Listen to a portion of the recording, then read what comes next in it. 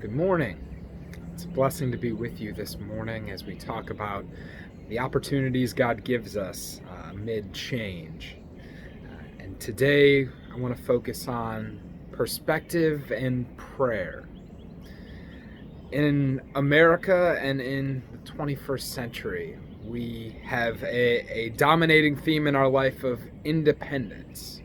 We like to think that we're in control of what we have, what we do, how our life goes. With so much available to us, in a lot of ways, it's true.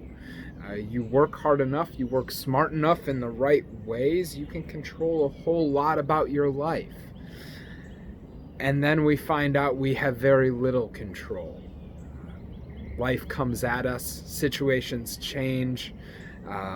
Whether it be personal and close to us or as broad as a global pandemic, we find out, as independent as we might think we are, we're reliant on a whole lot of other things in our life.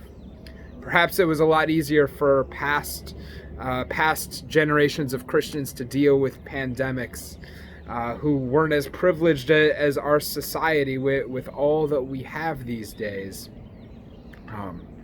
I think back hundreds of years ago to Luther and the Black Plague, and the reliance that they have on God amid most things for sustenance, for provision, and turning to God in prayer and saying, Lord, give us our daily bread, seriously, with a set mind that God is the provider of all things, and we need His blessing for what we have.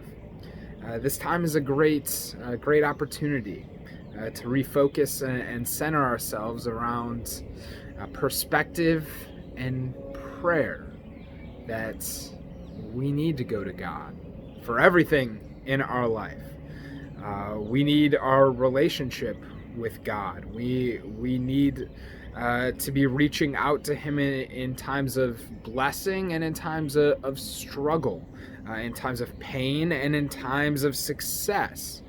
That God is the hand that gives to us all things, that we are never truly independent of everything. So we ask God, Lord, have mercy on us, such fragile creatures, in times where we think we have it all, and in times where we look around just begging to get out of our houses. God, you are in control, and that is good.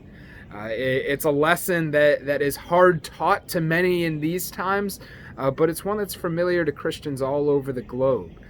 Christians in Africa, Christians in Asia regularly deal with these struggles, as well as Christians from all generations past. This is a great time for us to learn to go to God in prayer and rely on God in ways that we haven't thought about in the past because we haven't needed to, at least in our own minds. We've thought we've been independent. We've thought we could take care of ourselves. Now we say, Lord, have mercy. Lord, give us this day our daily bread. Lord, provide for tomorrow. Provide for our nation. Provide for our city. Provide for our health. And provide for our salvation. Because we know you are good. And you have done these things. You have done this in Jesus Christ. You have done this for your people throughout the ages. We know and we trust you. And now, a great time for us to turn back to Him in thanks and in relationship, asking for God's continual provision, knowing that He is the one who does provide. I hope this word finds you well today. Have a wonderful Friday. Go in peace and serve the Lord.